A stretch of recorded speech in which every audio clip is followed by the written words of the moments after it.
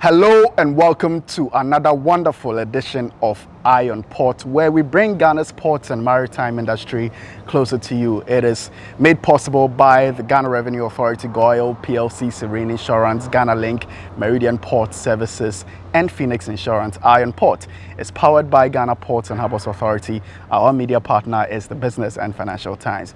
Viewers, this week we addressed a very topical issue in the world today. That is the sweeping 10% tariff imposed by the Trump-led U.S. government on imports. This particular policy is currently facing a 90-day hold-up, but we know that it is expected to affect Ghanaian exports. So we got in touch with experts to tell us the implications of this new policy and the way forward for Ghana. Take a listen. All right, so let me start with you, Mr. Kobo, and find out what the general reaction has been among Ghanaian exporters since the announcement of this tariff or this measure by the U.S. government. So thank you very much, and let me begin by saying good evening to your cherished viewers and listeners. I think for me, it didn't come as a shock. It didn't come as a shock, but the only departure was especially when after AGUA is still in force and will expire in 30th of September, one would have thought. That's AGUA, that's Africa Growth and Opportunities Act. Exactly. Yeah. One would have thought that President Trump would have waited for us to get there before announcing this 10% tariffs. When was AGUA supposed to end? 30th of September. September, okay, this year. Okay. Yes. So we have some few, months away from now. But then again, you couldn't also fault him, especially when he campaigned at the back of generating employment for his people. Yeah. Where is he going to get employment from? I mean, there's a dynamic policy in place for them to be able to do that. So once they are doing it, then there's no much we can do. But our biggest challenge at the time also was because people had contract in place. Right. Where, because of AGUA, most of our people exporters are exporting to the United States. Yes. So, of course, if you're exporting, there should be some sort of agreement. So once there are agreements in place, it's enforced. So people still have their things on the high seas moving. So that was when the problem started eating in. But then again, thankfully, there's now a new dimension to it where we have a 90 days window. Yeah. So it means that one will decide whether to continue after 90 days or not. So it didn't come as a shock. And why am I saying this? I'm saying this also because it's also a wake-up call to Ghana for us to be able to develop our export sector.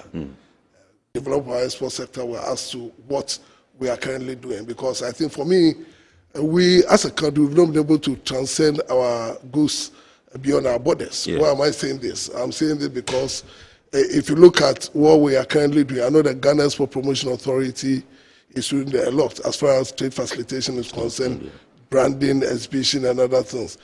Ghana Investment Authority, corporate GIPC are also doing. They have a Ministry of Trade, facilitating a lot of trade issues. But I still think that we should be able to tap into another market, alternative market, than allowing the Western countries to command or dictate our point of sales. Right. Once that happens, it becomes a big problem. As we speak now, I know that people are also taking advantage of it, so that is what we are trying to do. After alone, we have a GDP of 3.7 trillion, 3.4 trillion, controlling about 1.4 billion, 1.7 billion, population. Yeah. So that tells you that we can even do market among ourselves, do trade among, inter-trade is very, very important. So if, but for anything at all, we should have been looking at that place. Because if you look at our export to the US, it's just between 6 to 7%, not much. But again, the cocoa products play a key role, our oil sector as well. So that tells you, irrespective of President Trump asking us to pay extra 10%, which is going to be a burden on the exporter, which is going to be a burden on the producer down there, because the margin for the producer is between 10 to 12%, and for the exporter, it's just a margin of about 5%. So if you're asking somebody to pay, of course, absorb 10%, which in any case I've checked with some contacts, and they are not ready to absorb that 10% out there. So it tells you that the 10% is going to be absorbed by the exporter here, which of course will trickle down as a negative to the final consumer. So these are some of the things I think that the feeling currently, initially it was bad, but then I think, hey, we need to take advantage of the current situation and make sure that we cash into it. Would you say we are to blame for the situation in which we find ourselves? Because you just mentioned AFTA. This is a vehicle that's supposed to promote trade in Africa. Now, if we had maximized the potential and use of AFTA, do you think we would have found ourselves wanting at this material moment that this particular announcement has been made? Because we were told that AFTA had actually swung into action, but just few companies were able to export under AFTA. I don't think we can place a finger on more than 10 or 12 companies, perhaps, that have been able to do so since the inception. What is the challenge? Why can't we maximize this particular vehicle that's supposed to help us, develop our export sector? I think for me it's infrastructure deficit and the bottlenecks. Because, for instance, yes, after, but are we able to route it better? The answer here is no. Because, for instance, let's take Kenya, for instance. If you are shipping things to Kenya, it takes you 60 days. Right. The things will go all the way to Europe before descending, because we don't have dedicated vessels to Kenya. And of course, our freight charges are very high. So if you are going to go by air, then of course you are not going to make any meaningful impact. Yeah, so also, if you are talking about, even aside the breaking even, if you are talking about volumes, it is a non-starter, because the issue here is you can't get a cargo plane that will send you to those destinations. So that has been the problem. The bottlenecks has been the logistics, the infrastructure, and other things. And also, we've been talking about free movement of goods and people, but the issue here is that the case? The answer here is no, because if you leave, you transcend Ghana to other borders, the case is not. It's different from. I think you understand. So the movement itself is an impediment, and which of course I think that after the regional bloc should be able to address.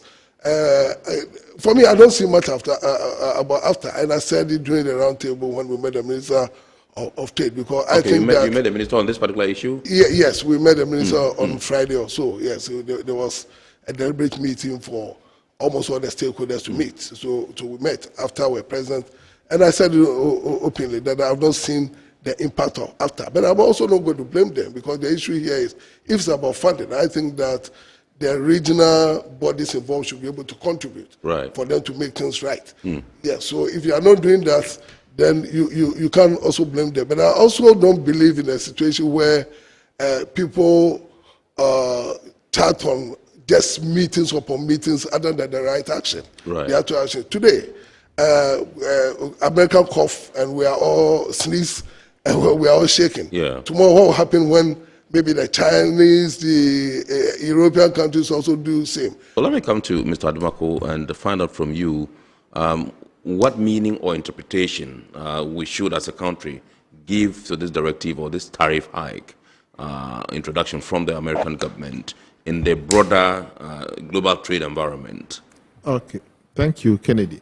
I think this tariff indicates that Ghana's trade is not going to be the same. Our economy is still not going to be the same, because as a country that's where, with regards to export, and now one of your key markets has slapped tariff on your product. What it means is that the demand for Ghanaian products in the US is going to go down.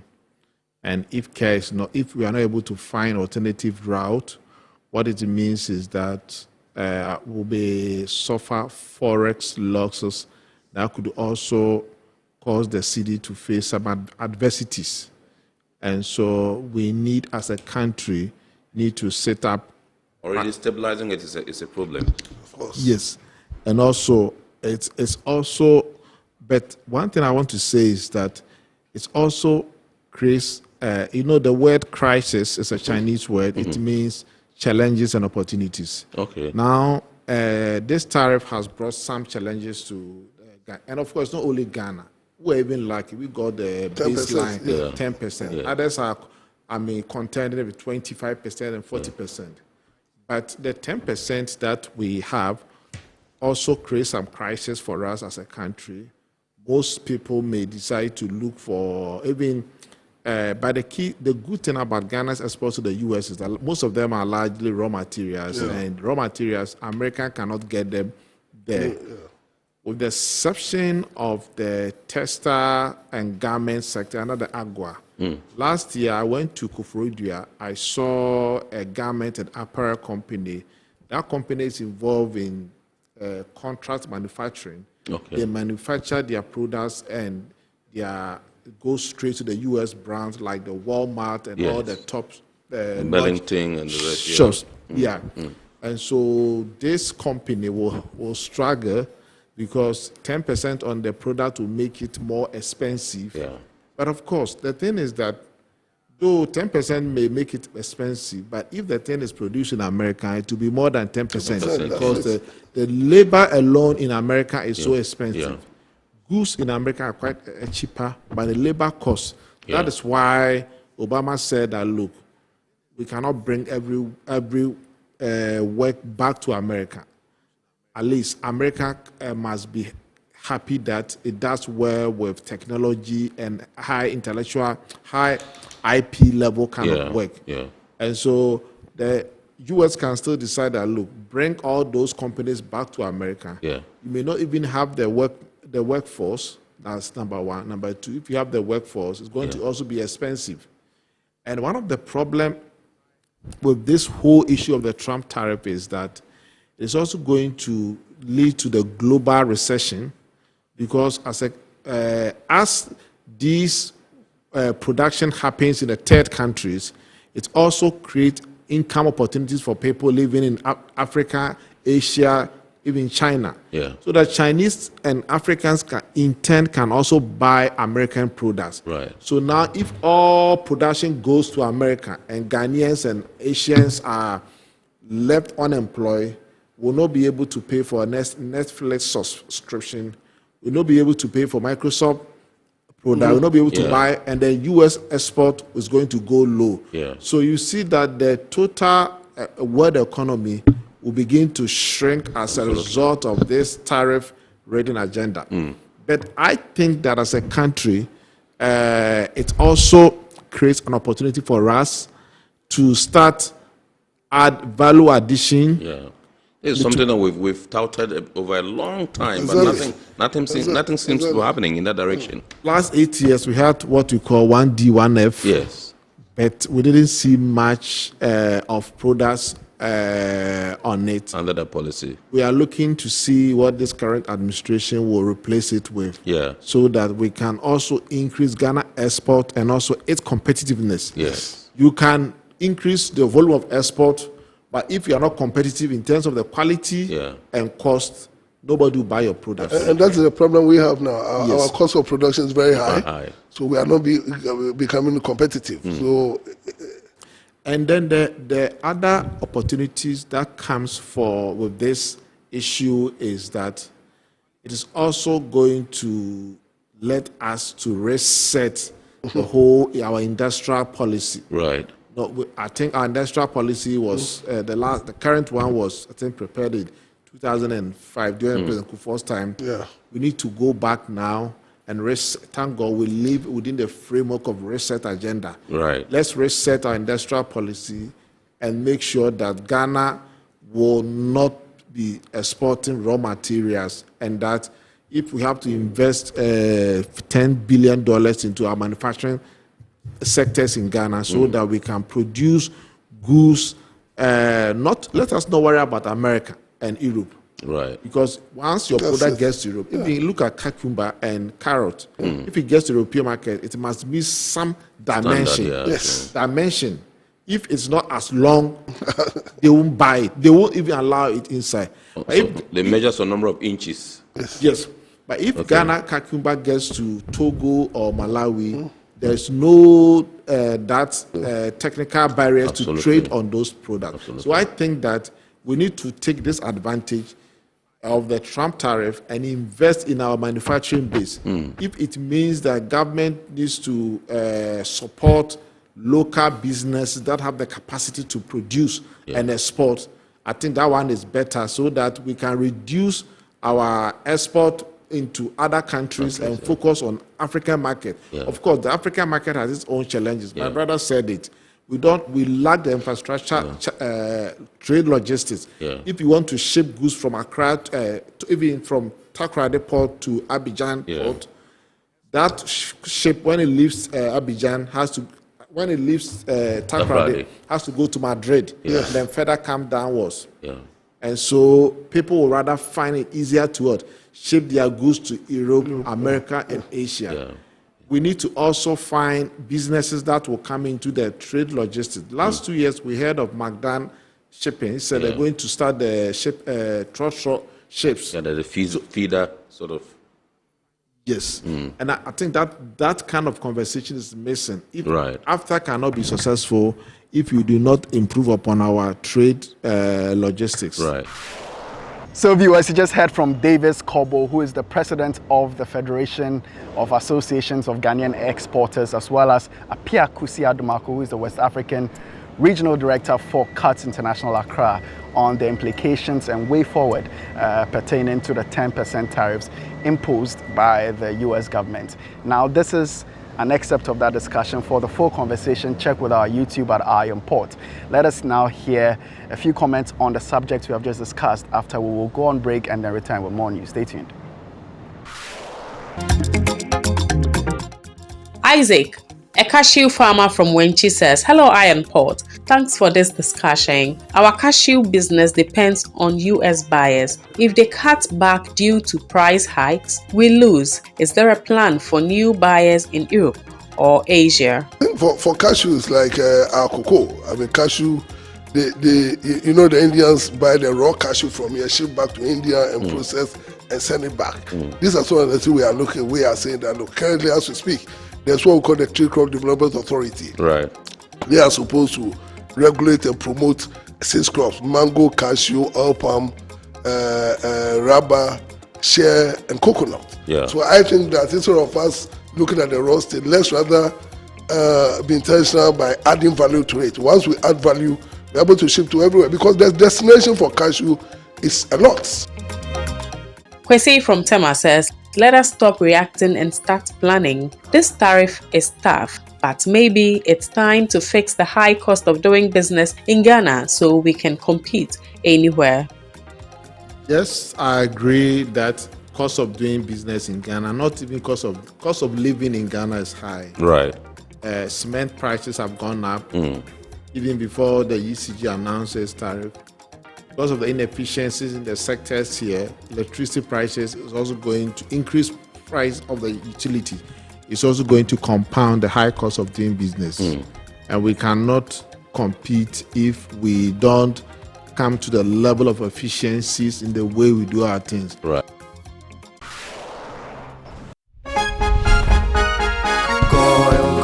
Good energy brings you quality choices with Goil Super XP. Available in many Goil stations nationwide. It is fortified with special additives that help your engine perform better and use less fuel. Branch into a Goil station today and energize your ride with Goil Super XP, compatible with most vehicles. Goil Super XP, Wufilia, huh? Wubefeel. Goil, good energy. Yeah, yeah. Electricity, then pay your taxes. Yeah. Our taxes, our future. Because you see, without our taxes, we wouldn't have good roads, good schools, better hospitals, street lights, and other very important social amenities. When we pay our taxes, we give our children free and quality education. Talga, my money too small. Why should I pay my tax? Look, small. Salifo, it doesn't matter how small or big your business or income is, you still have to pay your taxes. The little taxes from each and every one of us, when put together, could give your community clean water or that deprived school with tables and chairs. Please pay your taxes. It is your responsibility. It is your civic duty. It is the law.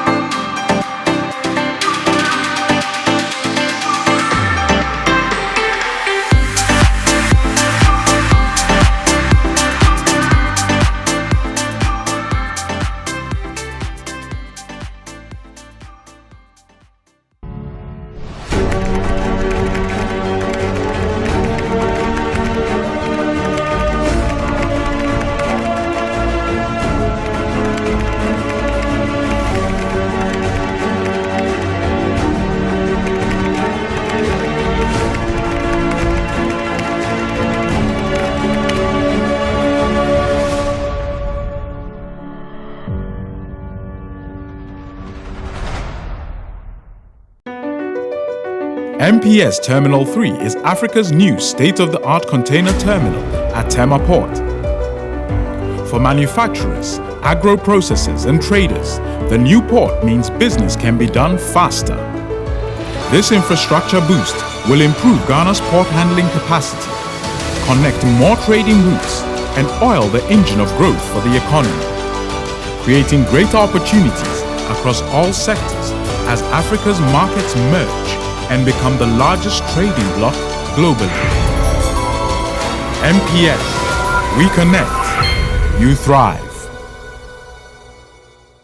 Business and life can be like the sea sometimes. Sometimes serene, sometimes calm, sometimes turbulent, and at times it brings the unexpected.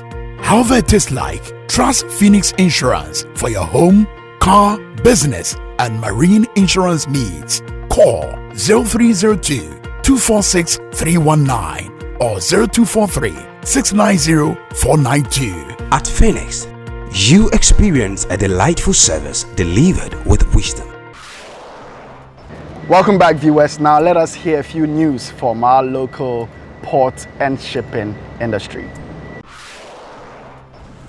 As part of efforts to bolster maritime security along Ghana's coastline, the Director General of the Ghana Ports and Harbours Authority, Brigadier General Paul Seydou Tanya Kulono, on Wednesday, 9th April 2025, paid a courtesy call on the Flag Officer Commandant of the Eastern Naval Command, Commodore Maxwell Ahen. The visit underscored the shared commitment of both institutions to deepen collaboration in safeguarding Ghana's territorial waters, particularly around the ports of Tema and Takoradi. Brigadier General Tanya Kulono praised the Eastern Naval Command for its pivotal role in ensuring maritime security and noted that the rapidly evolving nature of the maritime industry calls for stronger partnerships to effectively address emerging threats at sea. He reaffirmed GPHA's continued support for the Navy's operations and collaborative initiatives that contribute to a safe and secure maritime environment. When it comes to security, you are our pillar. So without your support, I don't think we'll succeed in providing the adequate security that we are supposed to provide at the ports. Same applies to Takoradi. I want to assure you that the areas of collaboration that we have been in the past, marine sector is evolving, and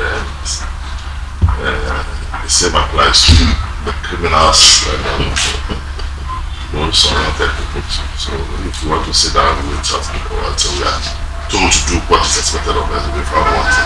So I expect us to be proactive, sure that we plan ahead, so that you can preempt things before happening. In response, Commodore Maxwell Ahen expressed appreciation for the long-standing relationship with GPHA and assured the Director General of the Navy's commitment to sustained cooperation in maintaining security along the country's maritime domain. On behalf of the command, I wish to welcome you to our humble command. You know, we've had a very good and lasting relationship with the Takoradi. So I think it's an order for you to come and visit us. The Director General was accompanied by the General Manager for Estate and Environment, James Benjamin Gazy, the General Manager for Marketing and Corporate Affairs, Dr. Kingsley Nchibwe-Seakon, PSO Colonel Benlaye Odumang, and the Security Manager for the Port of Tema, Lieutenant Colonel Daniel Atobra Bonda. Participants of Course 2 of the National College of Defense Studies have paid a study visit to the Ghana Ports and Harbours Authority as part of their academic engagement. The visits aimed at providing participants with first-hand insights into institutions involved in policy formulation, statecraft, and international affairs, thereby enriching their understanding of real-world applications of their coursework. The participants were received by the Director General of GPHA, Brigadier General Paul Seydou Tanya Kulono, who is the former Director of Studies at the NCDS. The current Director of Studies at the NCDS, Brigadier General Frederick Ntiri, noted the overall objective of the visit was to enable participants to access how theoretical frameworks are applied in practice, especially within the evolving global, continental, and regional context. He further underscored the importance of aligning strategic leadership and policy making with sustainable development goals. After the syndicate room discussions, we also do visits to institutions that relate to the topics that have been discussed. But most importantly, what sets our system at variance with what happens in many places is what we call the experiential research study tour, which takes us out of the classroom into the communities to try to fill in the gaps that we identify in the course of our lecture room discussions and then syndicate room discussions. Addressing the participants, the Director General of GPHA, Brigadier General Paul Seydou Tanya Kulono, highlighted the authority's operational efficiency and ongoing initiatives aimed at reducing the cost of doing business at Ghana's ports. Per our strategic plan, our intent is to make the ports of Ghana the preferred ports of doing business. If here is not attractive, we wouldn't get customers, especially from the landlocked countries. So we try as much as possible to have an advantage over them in terms of efficiency. Delivering a presentation to the participants, the General Manager of Marketing and Corporate Affairs at GPHA, Dr. Kingsley Ntribuesiako, emphasized the authority's commitment to sustainable development, aligning with the principles of smart governance. We try to come up with innovative technologies to simplify the things that we do here, operational efficiency, that is responsiveness, because the customer coming to you might want efficient service, and then stakeholder collaboration, safety and security, environmental sustainability. So these are some of the models, the classes that we think fit into how we are, governing in terms of smart. Established in May 2023, the National College of Defense Studies is mandated to prepare selected senior military officers, qualified civil and public servants, as well as military personnel from allied African nations for strategic level leadership and staff appointments in the fields of defense and national security. The ceremony concluded with an exchange of plaques and gifts symbolizing the strengthening of collaboration and partnership between the college and the Port Authority.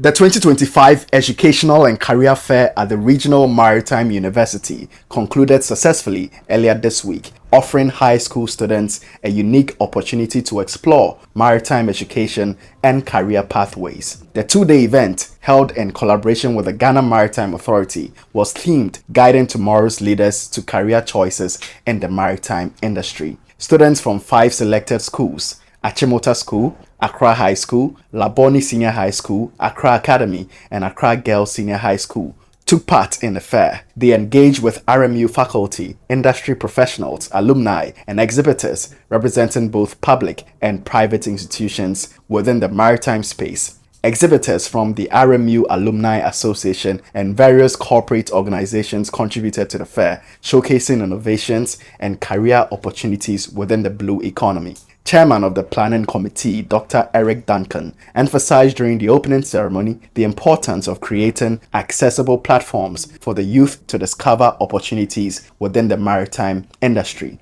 How will the Regional Maritime University address this issue of shortage of trained manpower? Will the answer be to improve maritime education and training, or to build more dormitories? Well, that could address the issue partially. However, the correct answer and the most effective strategy is guidance and career counseling. Deputy Director of Maritime Services at the Ghana Maritime Authority, Barbara Dakon, spoke about the authority's partnership with RMU and its commitments to building the next generation of maritime professionals. As you embark on a journey of decision-making and choices, I encourage you to explore the full breadth of opportunities within the maritime sector.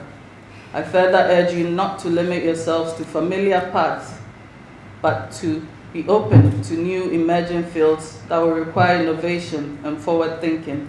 Sandra Labi, Chief Executive Officer of World Recruit Services Limited, a human resource firm facilitating seafaring opportunities for Ghanaians, shared insights on Africa's evolving role in global climate action and the maritime sector's potential in driving sustainable change.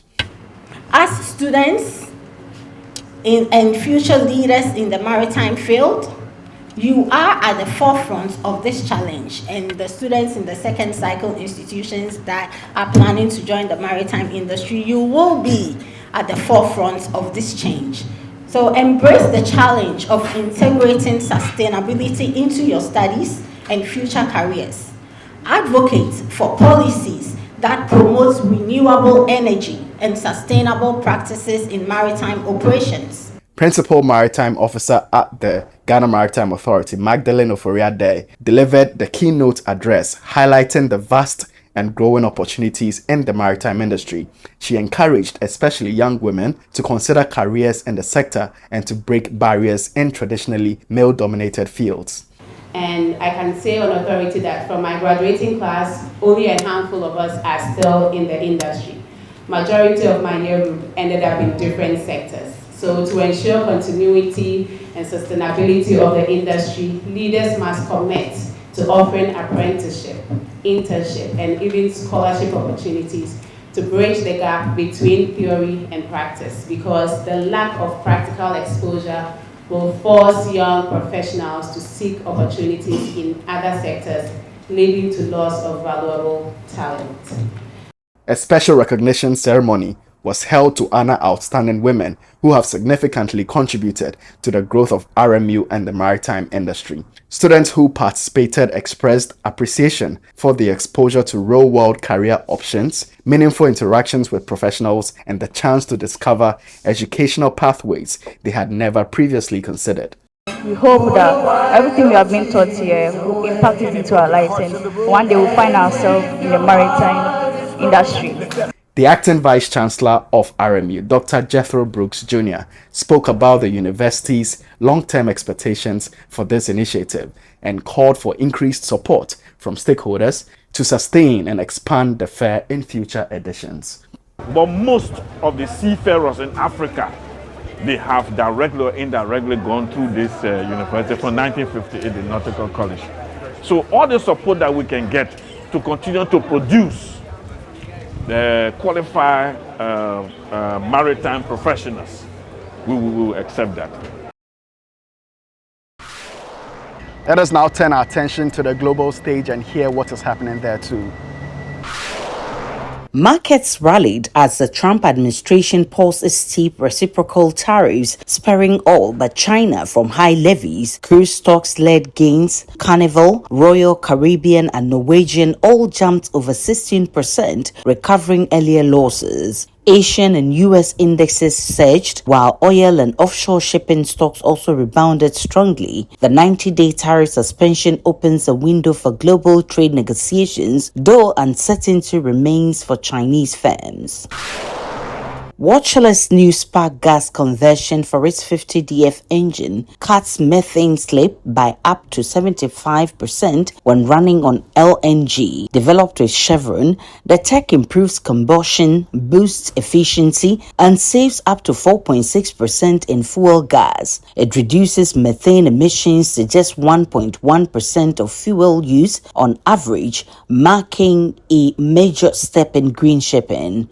Watcherless is also equipping CMA CGM's LNG fleet with its emissions reducing EnviroPack engine solution. Our phrase of the day is deadweight tonnage, DWT. Deadweight tonnage. Deadweight tonnage refers to a measure of how much weight a ship can safely carry, including cargo, fuel, fresh water, crew and provisions. It represents the difference between a ship's loaded displacement and its light displacement. DWT does not include the weight of the ship itself. This figure is critical for determining a vessel's cargo carrying capacity and for compliance with port and canal restrictions.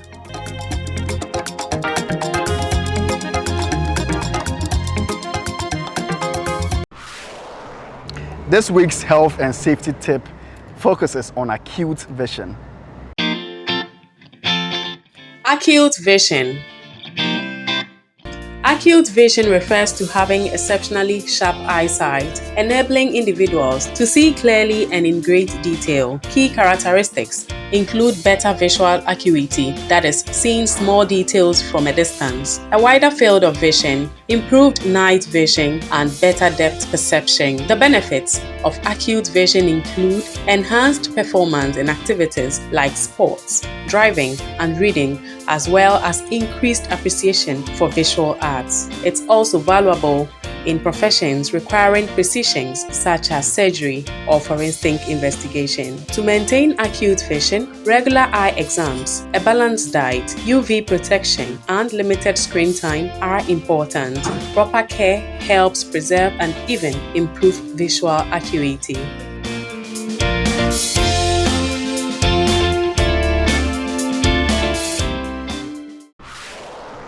It's now time for the schedule of vessels that have berth in the ports of Tema and Takoradi at the anchorages of both ports, as well as those expected in the coming weeks, plus the Bank of Ghana exchange rates, which you may need to know to clear your cargo with.